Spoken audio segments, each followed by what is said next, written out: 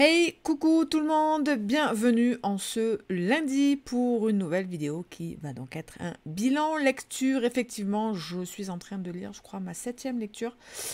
Donc voilà, je dois vous parler de 6 livres. J'espère que certains, je vais m'en rappeler parce que certains, je les ai lus il y a 2 semaines.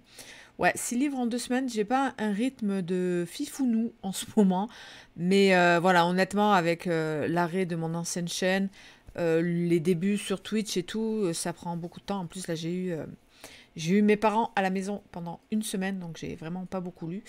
Mais c'est pas grave. Voilà, je vous fais donc un bilan lecture aujourd'hui. Alors, je vais pas faire comme d'habitude. Je vais pas garder le meilleur pour la fin.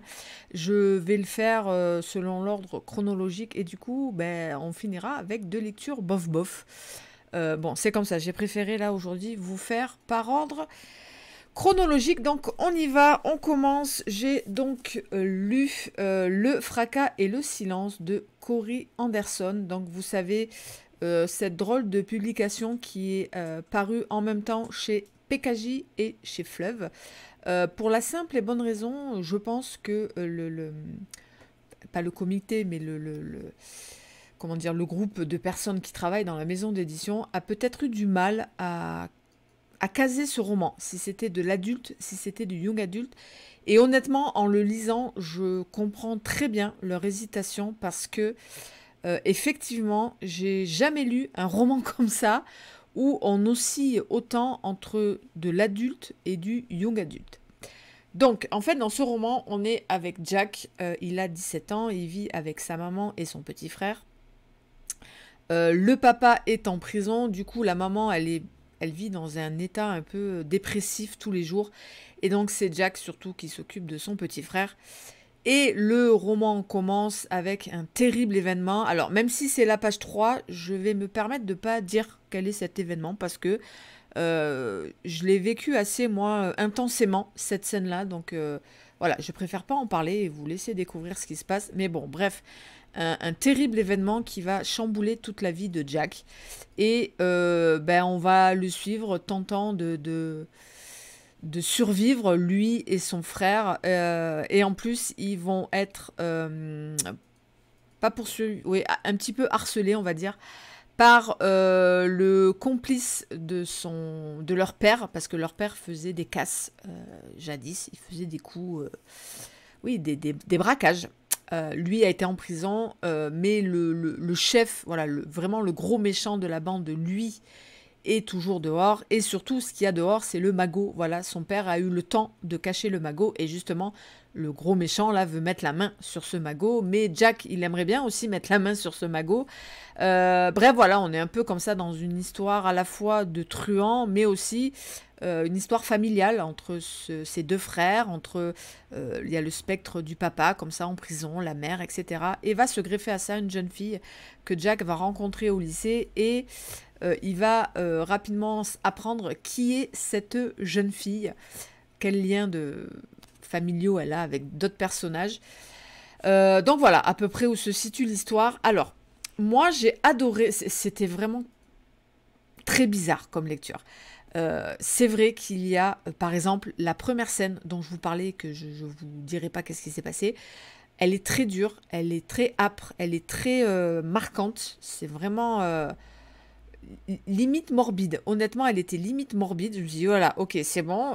Non, je comprends pourquoi c'est chez Fleuve. On est dans un truc vraiment assez morbide. Et puis, zou, la scène d'après, où on tombe dans un truc, ouais, je peux comprendre le côté young adulte. Jack, au lycée, il va rencontrer cette femme. Oh, elle va faire tomber ses cahiers par terre. Lui, il va les ramasser, il va se lever. Oh, mais elle est trop belle, cette fille. Voilà, ça faisait un peu... Ça m'a fait un peu penser à Twilight, quand Bella, elle rencontre... je sais jamais comment il s'appelle. Edward. Quand Bella rencontre Edward. Bon, voilà, ça faisait... voilà, vraiment très... Je dis, oh non, merde, on va partir là-dedans. Et puis, bim, la scène d'après, elle nous remet, pardon, c'est Cory, c'est une femme. Elle nous remet une scène très hard, très crue. Ok. Et puis, bim, après, on revient dans une scène un peu young adulte. Et c'était très bizarre, ces fluctuations entre l'adulte et le young adulte. Moi, j'ai plutôt bien aimé. Honnêtement, j'ai plutôt passé quand même un bon moment de lecture. On est énormément attaché à Jack. On veut qu'il s'en sorte avec tous les péripéties qui lui arrivent, entre les histoires de malfrats, entre survivre avec son petit frère. Voilà, avec tout ce qui lui arrive, on est très attaché à lui. Bon, voilà, il faut accepter cette oscillation entre adulte et young adulte. Du coup, c'est pas évident à conseiller.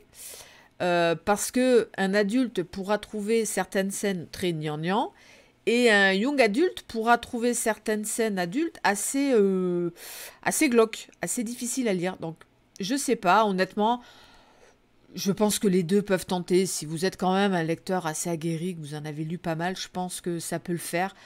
Je le conseillerais pas à un 15-16 ans qui veut lire son premier thriller, je le conseillerais peut-être pas celui-là. Mais honnêtement, un adulte, regardez, je l'ai lu et j'ai quand même apprécié, alors que j'en ai lu des thrillers, je l'ai quand même bien apprécié. Il y a ce côté assez noir, roman noir, qui ressort quand même, et ce côté aussi très rural, américain aussi, qui est quand même très présent. Donc voilà, j'ai franchement passé un bon moment. C'est pas, voilà, je vais être honnête, c'est pas un coup de cœur, mais j'ai passé vraiment un excellent moment et ouais, je peux vous recommander. J'espère vous avoir un petit peu aiguillé vers où vous allez. Et puis, dans ces cas-là, moi, je vous le recommande, Le Fracas et le Silence. Ensuite, je suis partie dans toute autre chose, vraiment, vraiment. Je suis partie donc dans ce thriller israélien, Fille de Lilith de Sarah Blow. C'est chez Presse de la Cité dans leur collection Sans d'encre. J'ai beaucoup aimé ce roman. Alors celui-là, ben moi, vous le savez, hein, j'en lis tellement que moi, tu me proposes quelque chose d'atypique et d'original, je suis contente. Et ben ce roman, il est atypique et original, donc je suis contente. Non, honnêtement, je suis sortie ravie de cette lecture. Mais attention, qui dit lecture atypique dit ne plaira pas forcément à tout le monde. On est donc avec Sheila qui vit donc à Tel Aviv dans un quartier un peu spécial puisqu'elle est à la limite d'un quartier de Tel Aviv qui est très religieux, ultra religieux, et un quartier à côté plutôt laïque, libéral, voilà. Et elle est un petit peu entre les deux, elle aussi un peu entre les deux. Et le roman commence où une amie à elle va être retrouvée assassinée, attachée sur une chaise. On lui a... Excusez-moi, je vais éternuer. En plus, je peux plus mettre pause. Je peux plus mettre pause. Excusez-moi, ça doit pas être agréable à écouter.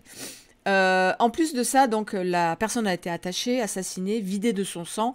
On lui a attaché un poupon dans les bras. Enfin, un poupon, comment ça s'appelle là, les bébés newborn, ou je sais plus comment ça s'appelle, là, qui sont très très ressemblants à des vrais bébés. Et on a écrit sur son front « Maman ». Et Sheila, elle va être interrogée par un policier. Donc du coup, Sheila, elle va être plus ou moins assez proche de l'enquête. D'autant que Sheila, elle est spécialisée en... Elle travaille dans un musée où il est énormément question de l'histoire religieuse, etc. Et du coup, on va rentrer un petit peu comme ça dans l'histoire de Sheila, de cette copine et de deux autres copines, où toutes les quatre, depuis qu'elles s'étaient rencontrées à la fac à 18 ans, elles avaient créé un club qu'elles avaient appelé Les Autres. Pourquoi Les Autres? Ben parce qu'elles voulaient être différentes, et elles avaient fait un pacte comme quoi aucune d'entre elles n'aurait d'enfants. Voilà, elles s'étaient jurées de ne pas avoir d'enfants, de rester libres toute leur vie comme ça, voilà, libres pour elles, elles estiment que c'était un poids. Et du coup, voilà, elles avaient fait ce pacte-là, donc c'est étrange au-delà de l'assassinat, qu'on a en plus écrit maman. Et donc du coup, on va revenir sur l'histoire de ces quatre filles. Et c'était franchement passionnant parce que la thématique de la maternité, du féminisme est très présente. Tout aussi une métaphore autour de la sorcière, parce que ces quatre filles, elles se représentaient chacune par une femme forte dans l'histoire. Et ce que j'ai adoré aussi, c'est que c'était ultra original, franchement, parce que Sheila, elle a fait des études toujours dans cette thématique-là pour montrer, au-delà de la place des femmes dans la religion, elle a voulu montrer par exemple que dans la Bible, il y avait des femmes qui avaient fait ce choix de ne pas enfanter. Donc voilà, c'était assez original. Donc c'était ultra, ultra féministe quand même, honnêtement, faut l'admettre. J'ai adoré ça, évidemment, en tant que femme. J'ai adoré ça. Cette thématique de la maternité, vous le savez, je l'adore. Pourquoi certaines femmes décident de ne pas avoir d'enfants. Pourquoi d'autres à côté ne peuvent imaginer leur vie sans enfants. Et surtout, ce qui est génial, c'est que se passe-t-il quand ces femmes qui crèvent de ne pas avoir d'enfants n'arrivent pas à en avoir? Et surtout, qu'est-ce qui se passe aussi quand ces femmes qui ne veulent surtout pas en avoir tombent enceintes, par accident ou pas? Que se passe-t-il quand elles tombent enceintes et que l'histoire fait que elles continuent leur grossesse et elles ont ce bébé? C'était génialissime. Ça peut paraître un peu tabou. Il y a des thématiques un petit peu tabou. Très très bien fait. Alors attention, c'est pas forcément un roman à aborder en se disant waouh, je vais lire un super thriller avec serial killer, machin. Parce qu'un autre meurtre va arriver de la même façon. La femme va être retrouvée vidée de son sang, le bébé collé, nanana. C'est juste un prétexte. Voilà, ces meurtres-là sont juste un prétexte pour partir dans cette thématique de la maternité, du féminisme à travers l'histoire, de comment on a traité ces femmes fortes, etc. Et c'était passionnant, c'était absolument passionnant. En plus de localiser tout ça en Israël, je vous dis, elle est surtout dans ces quartiers ultra religieux, parce que voilà, il y a des moments où, par exemple, Sheila traverse ces quartiers-là, et elle a, par exemple, quand elle arrive dans ce quartier ultra religieux, bim, elle a le réflexe, par exemple, de baisser sa jupe jusqu'en bas de ce machin, et dès qu'elle arrive dans le quartier plus laïque, elle reprend de la liberté par rapport à son image. Voilà, c'était ultra intéressant, toujours cette question de la place de la femme, de ses choix, de ses libertés, des contraintes aussi qu'elle doit subir, et c'était passionnant, j'ai adoré. Attention, la narration est très spéciale puisqu'on est en permanence dans la tête de Sheila, mais Sheila, c'est un personnage très atypique. Ses pensées foisonnent de plein de choses, donc on est beaucoup comme ça dans de l'introspection. Attention, faut aimer, je préfère quand même préciser. Je le sais, je sais que le schéma narratif ne plaira pas à certains. C'est trop spécial d'être comme ça, plongé en permanence dans la tête de Sheila, suivre toute une histoire à travers un personnage assez foufou, assez atypique, ça va en gonfler certains, honnêtement. Mais je vous jure que la thématique est tellement trop intéressante que moi, ça a été vraiment un coup de cœur. Honnêtement, quand je l'ai fermé, j'ai dit waouh, non, putain, c'était trop bien. Les thématiques abordées étaient vraiment hyper intéressantes. C'est fait sous un pied très original de parler de ces femmes qu'on appelait des sorcières. Et waouh, j'ai vraiment beaucoup aimé. Je ne peux que vous le conseiller. Il y a même des petits twists, des petites révélations ultra intéressantes. Même s'il y a des choses, je vous dis, par rapport au meurtre, au tueur, qu'on voit venir assez rapidement, mais c'était pas très gênant. C'est vraiment pas ça le fond du truc. Moi, de toute façon, vous le savez, j'adore. Quand le thriller glisse en roman noir, et quand le roman noir glisse comme ça vers des thématiques socio-culturelles, méga, même historiques, méga intéressantes. Et celui-là, je vous le conseille plus. Il est assez court, il se lit très vite. On est sur du 250 pages, il se lit très très bien. Et voilà, moi, ça a été vraiment un petit coup de cœur pour ce thriller roman noir que j'ai beaucoup aimé. Et alors après, je suis partie vers quelque chose de totalement différent. Rappelez-vous, je vous l'avais montré dans un book haul.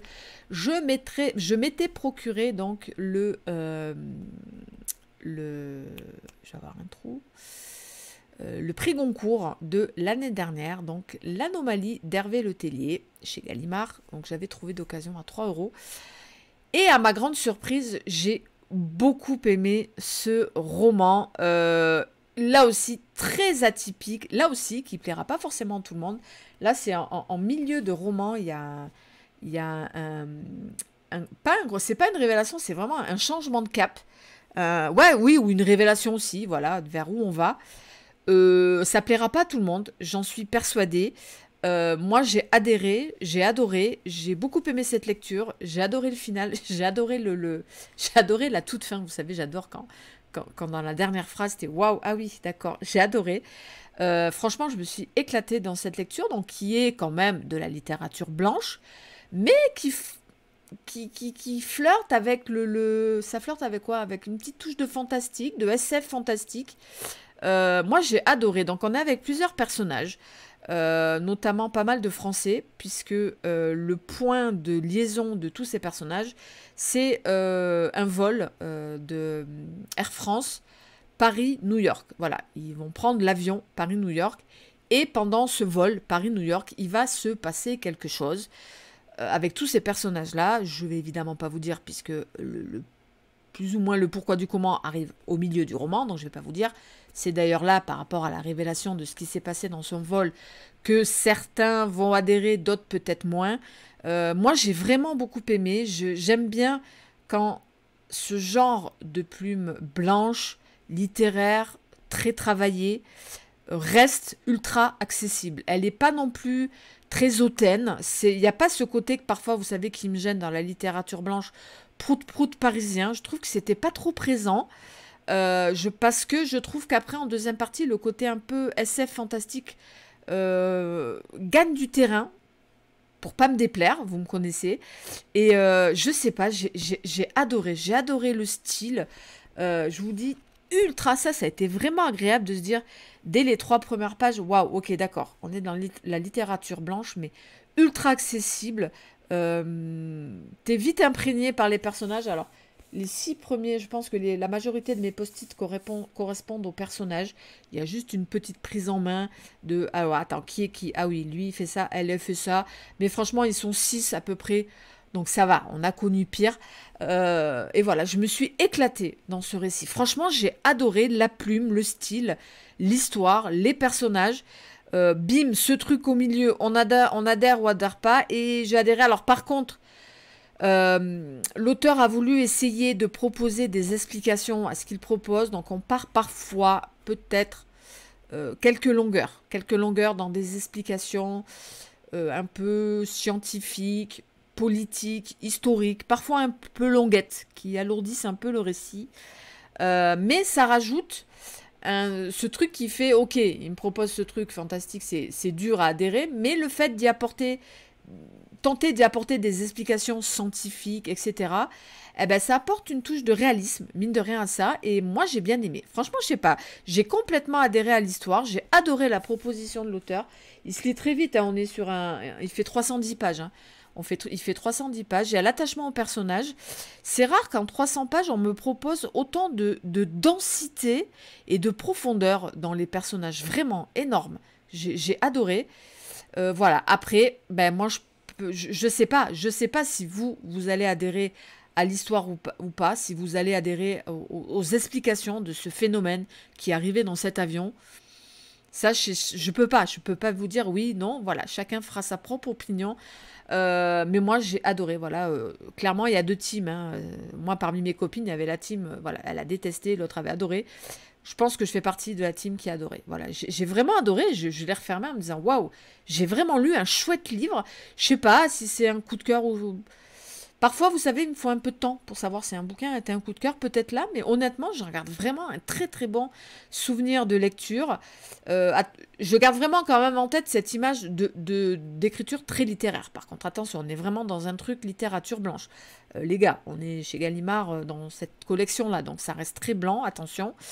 Mais je sais pas, j'en garde aussi le souvenir de quelque chose de très abordable, une prise en main rapide, une histoire très intéressante.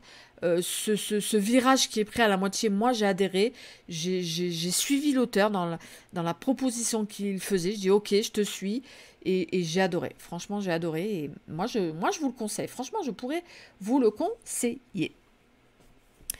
Et ensuite, avant mes 2 grosses déceptions, j'ai eu un beau coup de cœur que je n'attendais pas. Non, c'est faux. Je m'attendais à passer vraiment un chouette moment de lecture. Ouais, quand je post-it beaucoup comme ça, c'est que ça l'a fait. Donc, c'est American Predator de Maureen Callahan chez Sonatine, qui est donc un true crime, puisque l'autrice du début à la fin va nous raconter l'histoire donc d'un serial killer du début, comment on va se rend compte que suite à un meurtre, c'était pas le premier, il y en a eu d'autres, donc on se rend compte qu'il y a un type qui est en train de faire des meurtres en série, serial killer. Et surtout, ben voilà, comment on va partir à sa piste, comment on va le choper, qu'est-ce qui va se passer, etc. Et j'ai surkiffé cette lecture. C'était génial. Ça a complètement rempli ce que j'en attendais. Attention, faut aimer quand du début à la fin tu es avec les enquêteurs, parce que c'est ce que l'autrice a voulu montrer. Voilà, tout le travail des enquêteurs. Comment, ben, grosso modo, c'est comment on arrive à choper un serial killer. Ça, grosso modo, c'est ça. Alors, très rapidement, c'est pas du spoil, hein, très rapidement, je crois que c'est le premier post-it, voilà, page 60, on le sait qu'on l'a attrapé, ce tueur en série. Finalement, on l'attrape assez vite. Et ben voilà, après, on va voir tout le cheminement de ce qu'il a fait, etc. Et du coup, vous avez tout ce roman, en fait, ce sont tous les entretiens qu'ont eu les policiers, les profilers du FBI avec cet homme. Comment au début il est simple suspect et puis très rapidement on sait que c'est lui. Et si l'autrice a écrit ce roman, c'est que très rapidement les profilers du FBI, c'est assez récent, hein, on est en 2012, hein, c'est je pense un des derniers serial killers qui a été arrêté aux États-Unis. Très rapidement les profilers, parce que maintenant ils ont un gros panel du serial killer, hein, mais très rapidement, les profilers du FBI vont se rendre compte qu'ils ont affaire à un tueur en série unique dans son profil. Je ne vais évidemment pas vous dire en quoi il a été unique pour eux, comment il a été entre guillemets, le premier cas comme ça. Je ne vais pas vous dire évidemment aussi. C'était vraiment passionnant, vraiment tout le travail de recherche, le travail d'enquête des policiers, des profilers, c'était passionnant. Comment justement le FBI essaye vraiment de travailler en équipe avec les policiers, etc. C'était vraiment super bien fait. Après voilà, ce que j'aimais aussi, c'est qu'on ne tombe pas dans ce truc de la fascination du serial killer. Je déteste ça quand on met ces personnages-là sur un piédestal et qu'on rentre dans une espèce de fascination. Non, non. Moi, c'est hors de question que je lise voilà, ça reste des gros enfoirés, hein, ces personnages-là. Voilà, on ne rentre jamais dans ce truc de fascination. Voilà, pas du tout. Elle expose les faits. Voilà, tel jour, il a fait ça. Voilà, faut aimer ça aussi. On est vraiment dans un truc assez journalistique. Voilà, tel jour, il a fait ça. Il a enlevé telle personne. On l'a retrouvé là. Ah, là, on se rend compte qu'il a fait ça. C'est quelque chose de très, très, très journalistique. Faut aussi aimer ça. Voilà, le roman commence, chaque chapitre commence, ben voilà, telle date. Voilà, là par exemple, lundi 12 mars, 6h30. On apprend ça. Voilà, c'est vraiment une enquête d'investigation, jour après jour. Qu'est-ce qui s'est passé? Quel flic a fait telle découverte? Le profiler du FBI a fait tel profil, etc. Faut vraiment aimer ce style-là. Mais du coup, c'est bien parce qu'on, voilà, je vous dis, on est vraiment dans les faits. Simple et machin, et on rentre pas dans cette espèce de fascination, passion serial killer. Voilà, moi c'était hors de question que je livre un truc comme ça, et c'était très bien fait, c'était très bien foutu. On apprend vraiment pas mal de choses sur ces personnages là, et c'est resté extrêmement intéressant, passionnant. Quel travail de l'autrice vraiment, et à la fin on comprend vraiment pourquoi elle a fait ça. Qu'est-ce qu'elle a voulu montrer, et c'était vraiment super. Franchement, une lecture, j'ai franchement pas vu passer les 360 pages. Par contre, je répète, on n'est pas du tout dans un roman de fiction. On est dans une enquête d'investigation où on suit de A à Z une enquête autour d'un serial killer. On le suit donc dans son dernier meurtre, finalement c'est ça, le dernier enlèvement et le dernier meurtre, c'est grâce à celui-là qu'on va l'arrêter, et du coup après, à rebrousse, on va voir tous les autres meurtres qu'il a fait, et voilà, je vous dis, tel jour il a fait ça, tel jour là on suit l'entretien qu'on a eu avec lui, tel jour, voilà, c'est très très journalistique, c'est vraiment une enquête d'investigation de A à Z que moi j'ai adoré, j'ai adhéré, et je ne peux que vous le recommander. American Predator de Maureen Callan.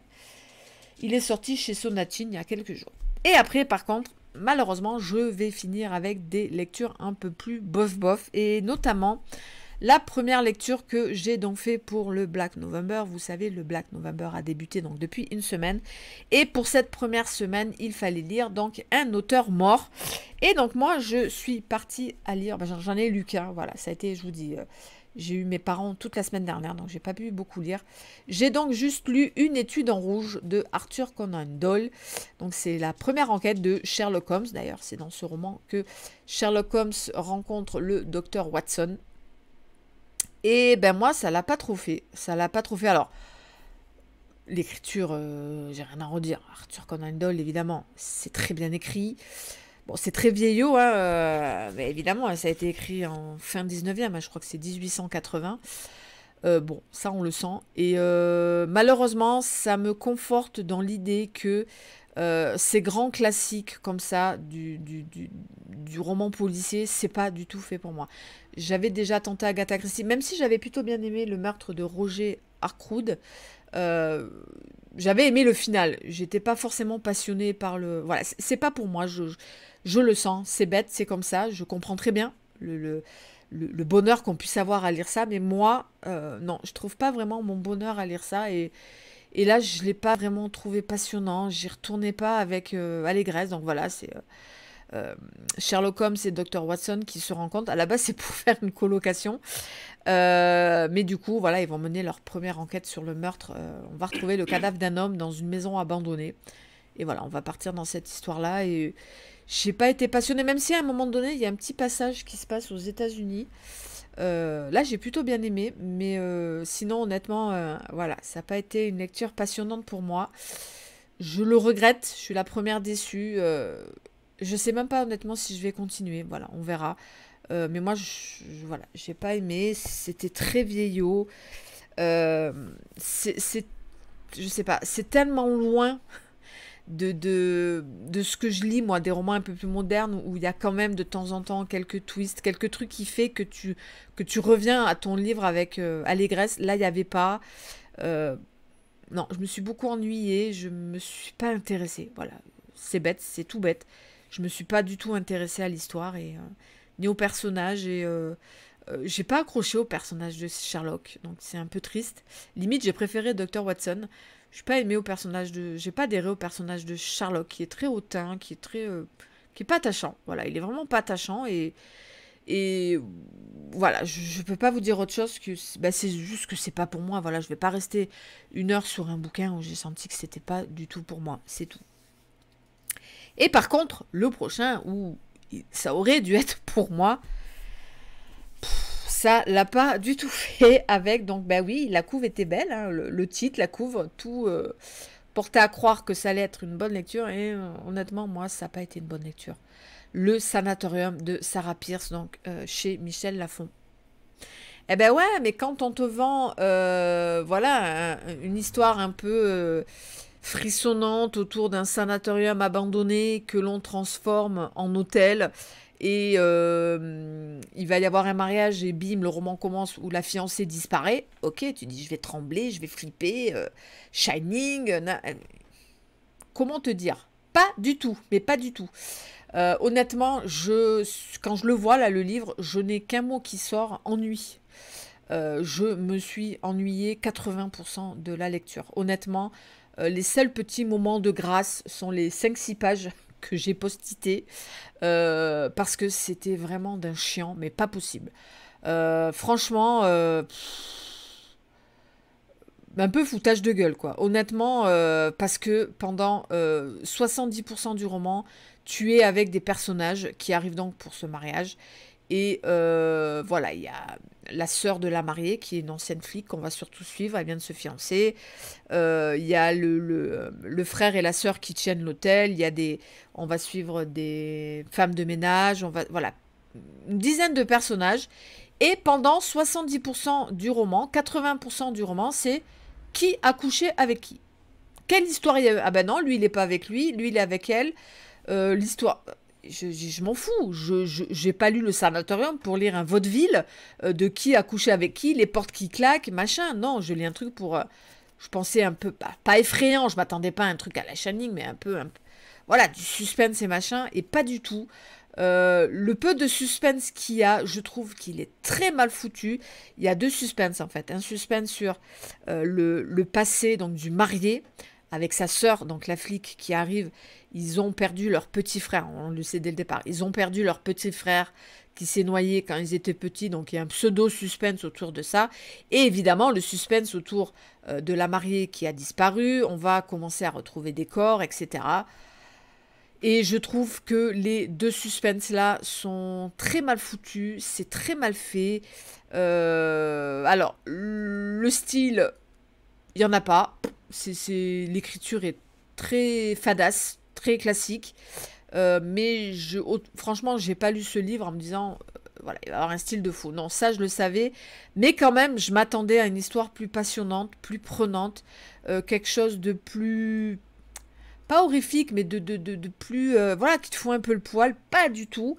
Les 40 dernières pages sont intéressantes, parce que dans les 40 dernières pages, on revient un petit peu sur le passé de ce sanatorium.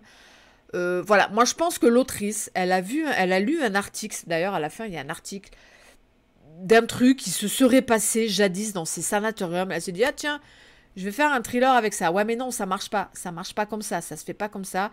Là, les personnages sont tous chiants, sont tous fadasses. La connexion qu'il y a entre eux, mais on s'en fout qui a couché avec qui a trompé qui. L'écriture est aussi très fadasse, c'est très lourd. Ah, je tournais les pages avec une lourdeur incroyable. Voilà, je me suis énormément ennuyée à la lecture de ce thriller, que honnêtement, c'est très rare sur ma chaîne, mais que j'ose vraiment pas vous conseiller. Honnêtement, je peux pas vous conseiller un bouquin juste pour les 50 dernières pages qui sont en plus intéressantes, mais pas non plus passionnantes. Honnêtement, voilà. Puis j'ai pas aimé la fin. Quand je l'ai refermé le bouquin, je dis bon ben voilà, heureusement, je l'ai terminé, je n'en puis plus. Donc voilà, je suis désolée, hein, je n'aime pas faire ce genre de retour-là, mais je reste honnête avec vous et avec moi-même. Je n'ai pas aimé ce roman, je n'ai pas aimé cette lecture, je n'ai rien aimé, rien à trouver grâce à mes yeux, ni le style, ni les personnages, ni l'histoire, ni l'ambiance du coup ne monte pas. Parce que quand tu lis ce genre de roman, tu comptes un petit peu sur l'ambiance. Eh ben, la sauce prend pas, vu que les personnages sont fadasses, l'écriture est fadasse, le suspense est au niveau zéro, ben, la mayonnaise ne monte absolument pas. Et je me suis cordialement fait chier pendant 80% de ma lecture. Donc t'es obligé de dire quand tu t'es ennuyé 80% de ta lecture que ça l'a pas fait, que c'était pas une bonne lecture. Je suis obligée de vous dire que donc pour moi le sanatorium n'a pas du tout été une chouette lecture et honnêtement voilà je suis désolée, je sais pas si la maison d'édition tombera sur ma chronique, mais moi je peux pas le conseiller, je suis désolée. Voilà, je reste honnête, je répète avec vous et moi-même, je peux difficilement vous le conseiller. Voilà, c'était mon avis humble et sincère sur le sanatorium de Sarah Pearse. Donc, je m'étais dit, quand tu sors comme ça de deux petites convenues, je vais aller chez un auteur avec lequel, normalement, ça le fait. Alors, je répète, moi, je n'ai aucun auteur où je me dis, valeur sûre, c'est sûr, je vais kiffer. Non, non. Pour moi, chaque auteur a parfois ses failles, ça ne le fait pas tout le temps. Même chez le maître, puisque donc je suis partie dans la lecture du dernier Stephen King. Je suis à la moitié, j'ai dépassé la moitié. Alors, c'est con, j'aurais pu le finir avant de faire le bilan, mais j'ai vraiment pas le temps. Et moi, honnêtement, je le trouve pas transcendant. Alors, là, par contre, la plume du King, rien à dire, elle est là. Le problème que j'ai avec ce roman, je pense qu'on est sur un 300 pages. Et Stephen King est resté dans le modèle nouvelle. Pourtant, il fait 300 pages, mais vraiment, il y a peu de profondeur dans les personnages. D'ailleurs, il y a peu de personnages. On est avec 3-4 personnages. Mais d'habitude, j'aime bien, moi, quand on est avec pas beaucoup de personnages. Mais là, je sais pas, il a pas réussi à mettre de la densité dans ses personnages. Pourtant, on est quand même avec un gamin qui voit des fantômes. Mais je sais pas, ça reste gentillou-nouné pour du Stephen King, on va dire. Ça reste vraiment gentillé et surtout dans ce schéma un peu nouvelle. Donc bon, écoutez, je vais le terminer, il me reste 100 pages sur 300. Et ben voilà, vous le retrouverez dans un prochain bilan lecture.